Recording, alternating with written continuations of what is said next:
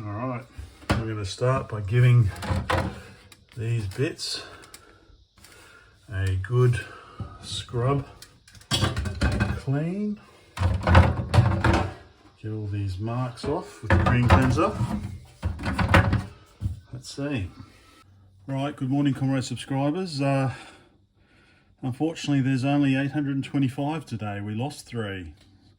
Kaks kommer easy. Yeah, we lost 2 after I did my Tandy Coco 2 video, and 1 more after I did my Atari video. So, lesson learned, Galaxy Invader 1000 videos only, and nothing else. So, oh well. You win some, you lose some. So, what I wanted to do today, so I've given the cases a good scrub. Safely put that over there. So what I wanted to do today is look at the power supply and figure out my switches. So we've got the 12 volt regulator there, we've got a 5 volt regulator there. Yeah, let's remove them. But figure out if I can run this on DC or not. So I assume these are our smoothing capacitors here, twin 4700. Yep, they're connected in parallel. I think they're connected in parallel. Okay, so we've got our diodes there. That's our power switch. 5 volt and 12 volts there. So if of course it doesn't matter on the polarity because it expects AC, so I can stick whatever polarity I want in.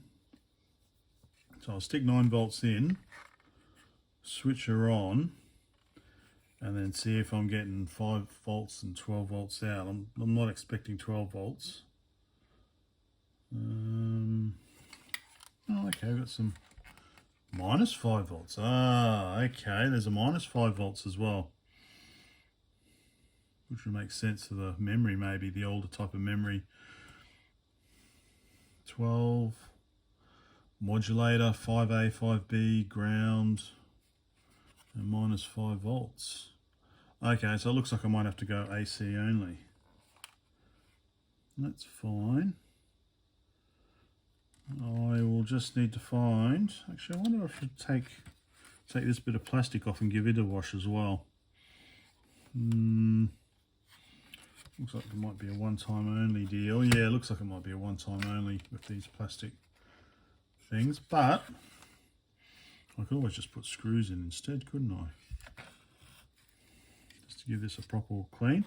Yeah, anyway, so yeah, it does. Oh, look, oh, that's a bit nasty. Look what I just spotted. Ooh, someone was a bit not careful. Is it this SIO port? Oh, bugger. See if I can straighten those up.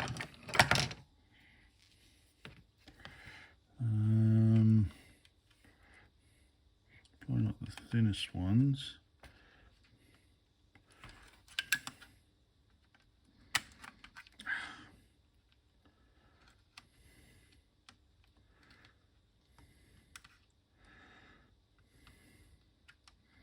Ah, that's broken.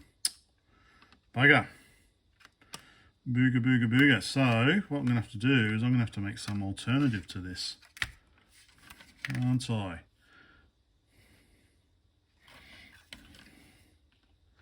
This one's going to break off as well.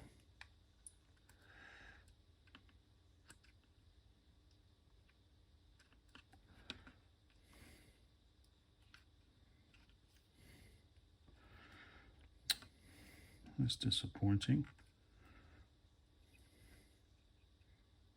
Yeah, I don't think that's going to really work properly. It's still too bent.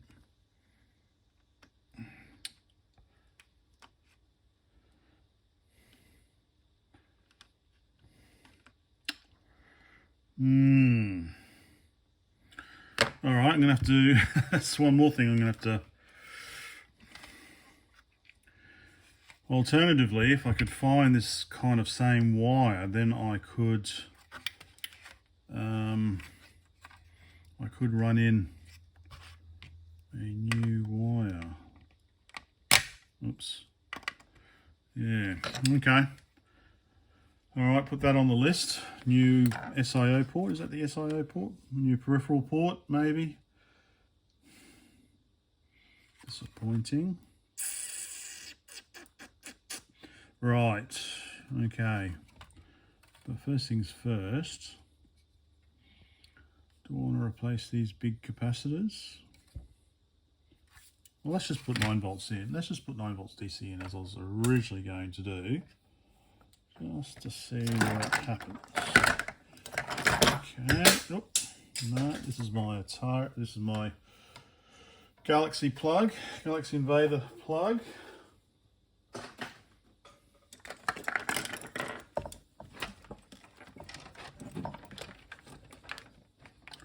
Let's tidy this up a bit. That's plugged into there. Alright, let's use this one. I'm assuming it's a 2.1. Oh, bloody hell, it's tough to get in. I think it's a bit, oh, it might be a 2.5. Yeah, it looks like it might be a 2.5 mil, so that's not, the center is too big. Okie dokie, let's just find an AC adapter then. Right, so actually what I've decided to do is build my own 9 volt AC power supply.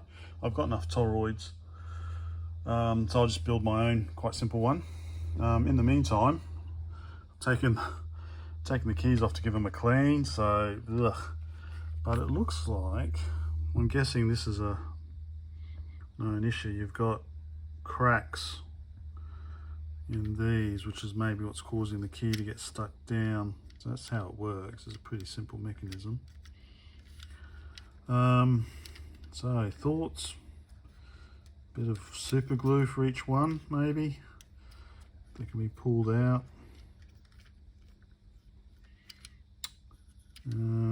Or maybe just a little dab of glue there just to prevent any further deterioration perhaps. They are looking pretty old, or as these seem to be kind of the same as some of my Texas Instruments computers, maybe I can salvage some from there. Anyway, I'll give this a bit of a clean. I'm thinking compressed air at least. I would like to give it a bit of a wash. Well, I might be able to do that. Anyway, yeah, let's see. Okay, blast of air has got, well, the obvious bits out, but there's still too much in there for my liking. So I might give it a blast with water as well. Leave it out in the sun. Okay.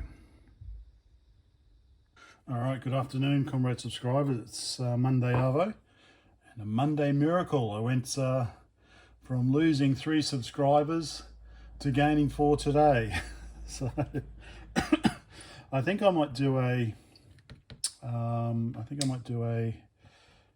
channel trailer, I think, just so people know that I do all sorts of stuff here. I don't do VIC-20s only, I don't do Ataris only, I don't do Amstrads only, I don't do Galaxy Invader 1000s only, I don't do Soviet Spectrums only.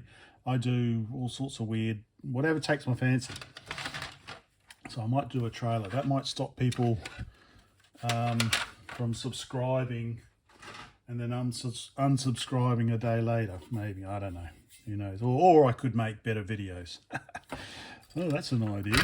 Right, so I've scrubbed the case. The case is looking so much better. I've scrubbed the keyboard.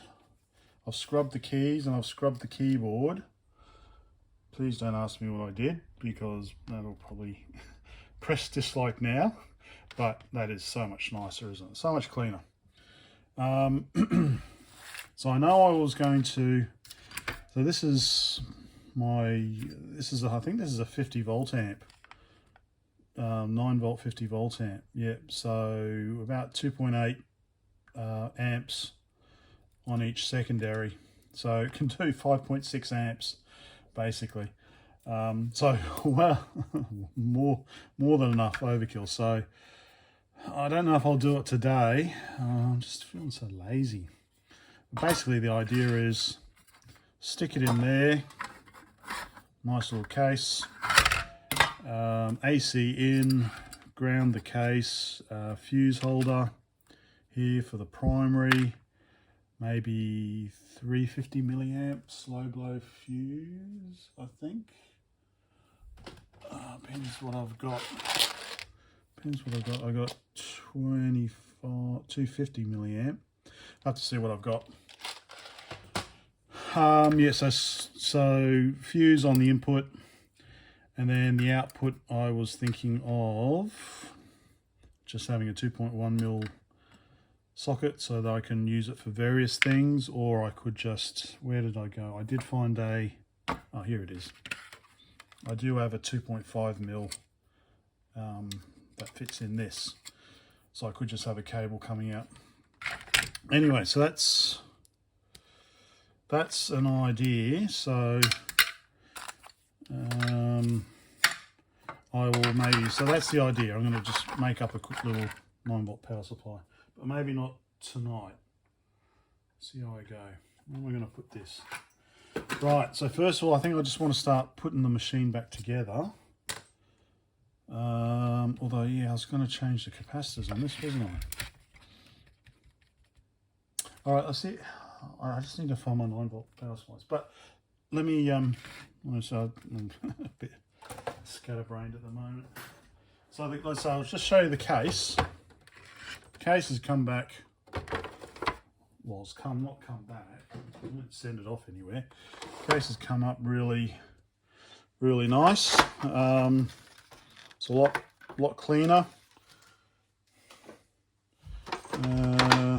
Remember these? Did I do it right? Here we go. So you've got all the marks off the sides there. All the nooks and crannies. So I'll start putting that back together. But yeah, first of all, I think concentrate on the power supply. So yes, I'll have another look at the power supply. And yeah, regarding the keyboard. So obviously the key gets stuck. Let me just put one at random. Key gets stuck because these white circular things are cracking. That seems to be okay. But I noticed that they were very similar to a spare TI-994A board I've got. Let's have a quick look at these keys and compare them. So there you go, they pretty much are the same mechanism from what I can tell, almost. Certainly the keys look the same. So this is the TI key, and fits perfectly. So I don't know, can I maybe somehow, I don't know if I can dismantle, if I can get these out and replace them with these ones, I think, because these ones are all pretty, well, as I say that, one looks cracked on both edges. Okay, and that's why the key came out so easily, I think. Yeah, okay, maybe not. Anyway, I'm not going to worry too much about that. I just want to get the keyboard back together for now, because I don't even know if the machine works. So I get the keyboard back together, and then yeah, have a look at the power supply. All right, so that's the keyboard back together. Such a cool keyboard, I love it.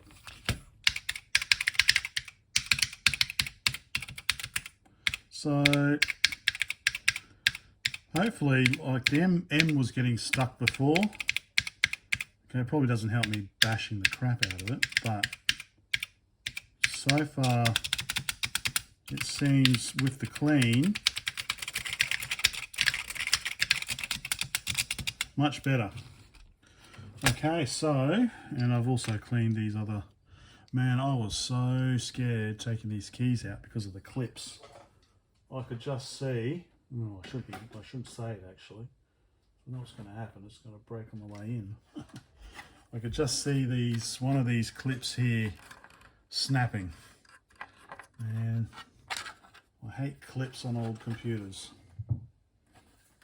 Right, so the keyboard is ready to go back in. So it goes back in like so. Screws back in there. I like how they use pretty much the same screws for most of it. That's a nice change. It makes it simpler putting it back in.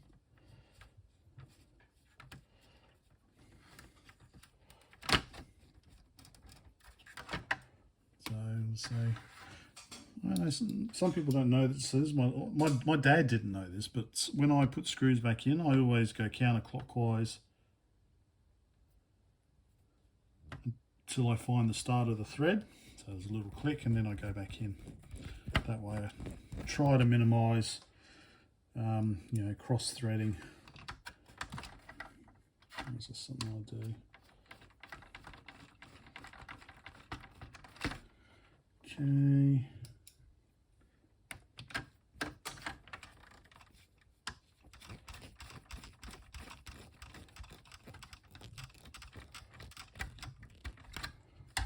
Tighten them up.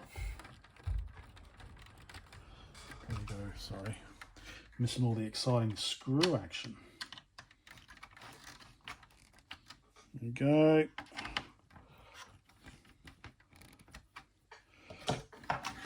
Okay, speaker goes there. Well, that's looking so much better. Actually, I was thinking of, because this is all one colour, I was maybe thinking of spraying it like blue or something, and I actually stumbled across a photo of one that had been resprayed blue, but no, we'll keep it how it is for now. Alright, so now I'm just going to put these function keys back in. That goes with the power supply. Certainly, well, we know system reset is the protected one here. Don't put them in upside down, Brett. Make sure you put them in the right way around. Oh, duh.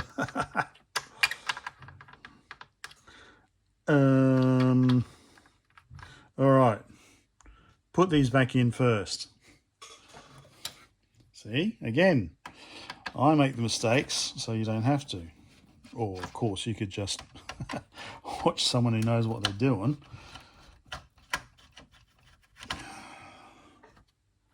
Can I lift that up enough?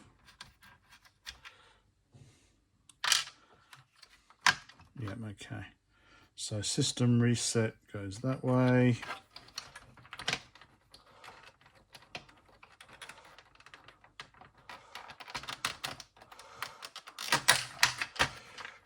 Okay, clips didn't break.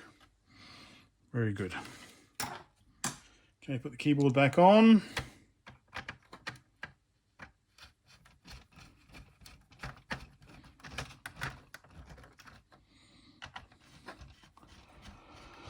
And see, obviously I've, get rid of that.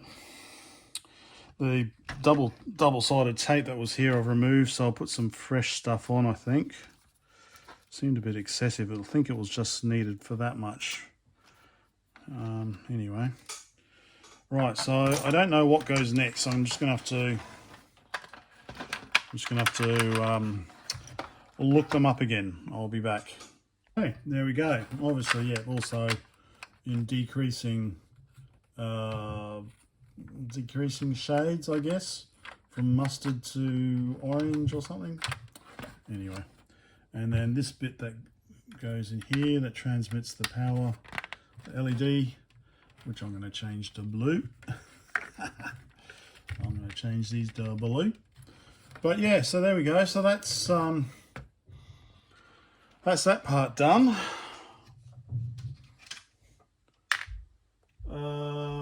I won't, because I want to fiddle with the power supply, so I won't do any more till the power supply is done. Replace the capacitors or test it first. Let's oh, I noticed this as well. This is a cool switch. Look at this switch.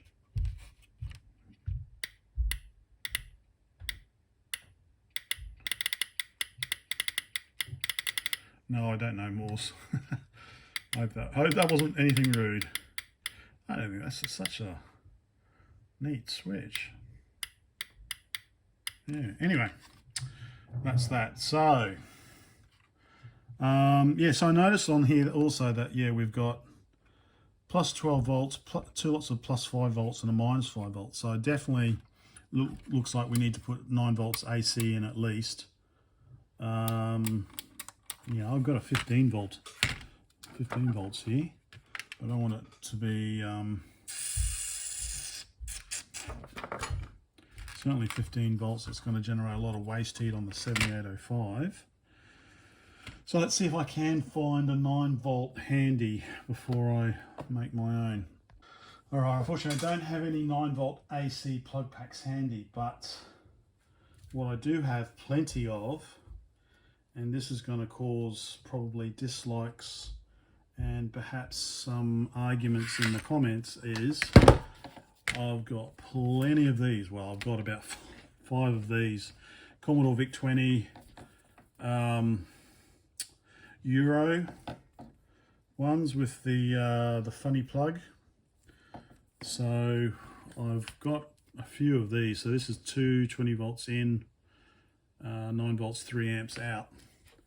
So what I could do is chop this off, press dislike now, VIC-20 fans, and stick a 2.1mm socket on here. Oh no, I'll stick a 2.5mm plug on here. And then, yeah, then this one, what do I normally do?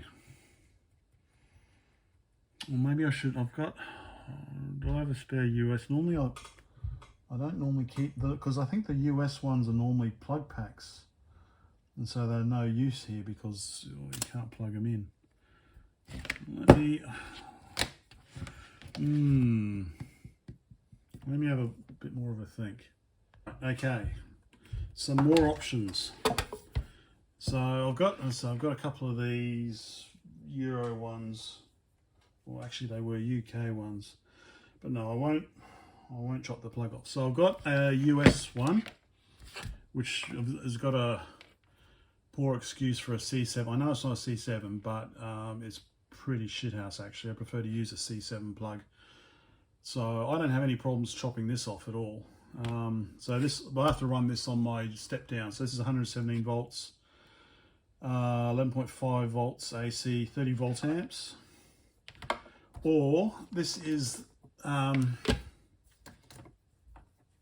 this one here is my modified VIC-1001 power supply. So it's also got the original pretty shithouse cable, but it's got a 240 volt toroid I put in. Notice I've also put in the fuse, and it's also grounded, so I've improved it. So there's that one. So yeah, because I normally don't even bother with these on the VIC-20 because it's not a very good fit. The C7 plug fits a lot better. So I could either solder it. Let's just chop the plug off this one. I'll just run it on a step down. That'll be easiest. I'm not going to use that. All right, let's put these away, nice and safe. Right. Yeah, it's like, all right, so let's chop off this plug. Let's give it a decent amount of. So I might be able to reuse it for something. Yeah. All right, let's just chop a decent. So there's a decent amount left. All right, I'll put that back in my VIC-20 power supply box. And on this one, it's AC. So polarity doesn't matter. All right, so let me get this made up. All right, so here's my plug. Normally I throw that bit away and just use glued heat shrink, but I might keep it. Let's see, it's going to be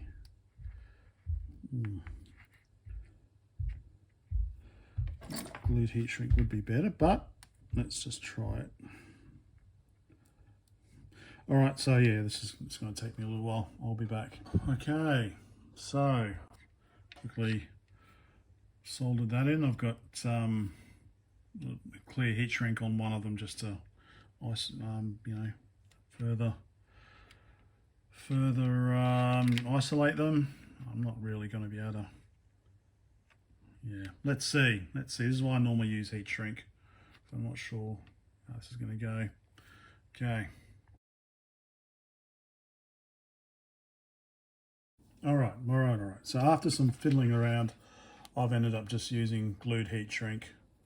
I really do. Yeah, I gave up on that. So yeah, and there's about, using my step down transformer, about 10 volts AC coming out. So that should be enough. Let's see what happens. So I'm going to turn the power off here. Plug it in here. So I'm using a US Commodore VIC-20 power supply to test my Atari 800.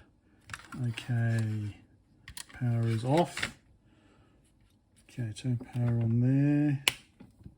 Turn power on there. Okay, nothing blew up. Not seeing any lights there, but there's probably some sort of sense that's required before it powers on, like it requires a load or something, maybe. What happens if you press this down? Oh, there we go. There we go.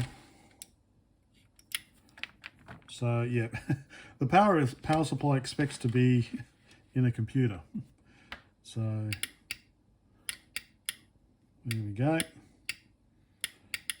Okay, so I don't know if they indicate different voltages. I'm not sure. Maybe, I'm not sure. Let's anyway, let's check the voltages. So I don't think so. I'm gonna have to, yeah, don't have that rolling around on the power supply board. So that one's ground. Okay, minus 4.5 volts. Minus 35 volts. Which one was ground? That one.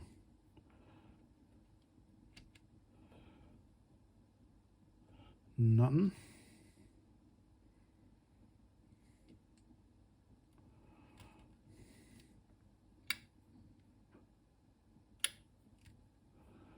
I'm actually pressing metal.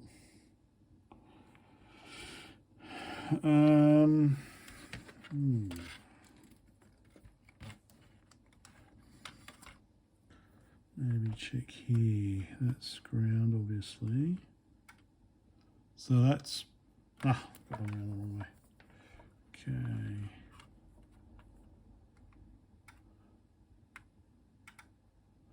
Minus 4 volts. Nothing.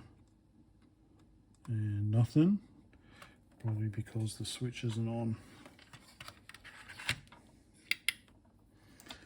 Okay, let's try again. That one is ground.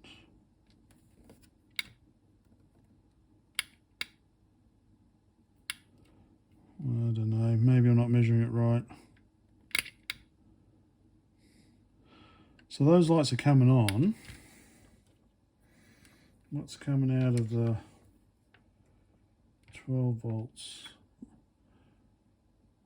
Oh. Okay. Okay, yep, 12.2 volts coming out of the 12 volt regulator. All right, so yeah, maybe stuff needs to be plugged in. Okay, so before I start putting all this in, so that's working. That is working, good. Let's turn that off. Turn the power supply off. Let's replace some of these capacitors whilst I've got it out, I guess. Let it discharge for a bit. So what do we got? 4700 microfarad, 25 volt radials. I assume this is the same. I've got modern switching versions of both of these, 5 volts and 12 volts, so I could replace those as well, but I might leave it for now. What are these big axials? 2200 microfarad, okay, quite thin. All right, two 2200 microfarads. What are these, 470 or something?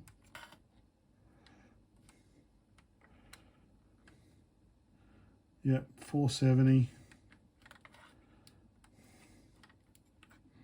470. All right, two 470s, both 16 volts, both different manufacturers. What are these little ones?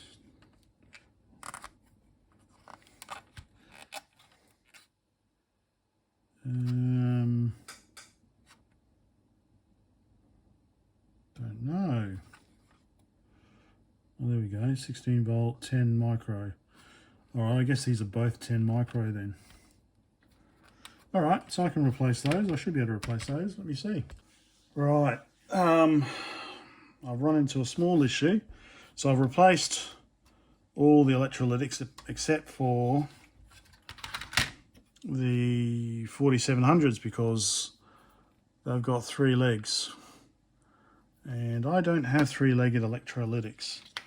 So we've got 2 lots of 470s, 2 10 microfarads, 2 2200, and then these 3-legged. So I thought, so two of the legs are, say in this case, 2 of the legs are positive, connected to positive, and one's negative. And for this other one, 1 leg's connected to positive and the other 2 are negative. So, yeah, I'm not too sure how these work. Are there 2 separate kind of capacitors in the one? So I'm going to have to do some research on these. I did a quick continuity check, and it's not a case that 2 pins are connected together. So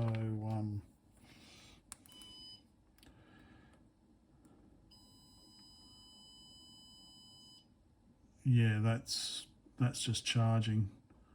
The resistance is just going up. So yeah, no doubt someone knows exactly what these are. I've not really come across them. Maybe on the Micro B. I think Micro B might have had a 3-legged kind of tank capacitor.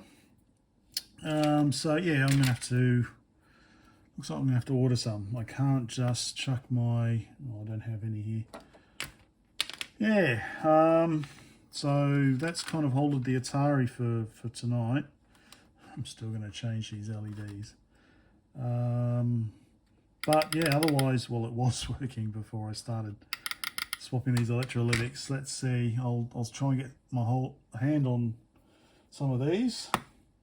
See how we go. Yeah, so I think I'll probably go back to the Casio and try and figure out the how to fix the cassette. So that's all for tonight, I'm afraid. Yeah, let's see how we go.